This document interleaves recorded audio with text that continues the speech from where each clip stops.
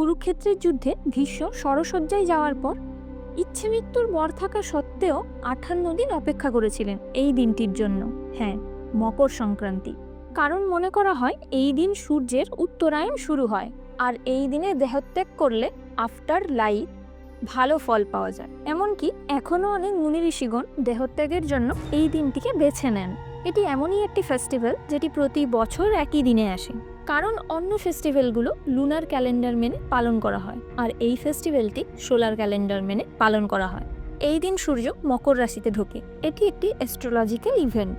ধর্মীয় রিচুয়াল অনুযায়ী তামার বাটিতে সূর্যকে জল তর্পণ করা হয় এবং বিভিন্ন ধরনের দান ধ্যানের কথাও বলা হয়ে থাকে। আর এই সঙ্গে বাঙালিদের অনেক পরম্পরাও জড়িয়ে রয়েছে, যেমন নতুন ফসল ওঠার উৎসব, ঘুড়ি ওড়ানোর উৎসব, এমনকি বিভিন্ন জায়গায় মেলাও বসে এই উপলক্ষে। আপনার মকর সংক্রান্তিতে কী প্ল্যান?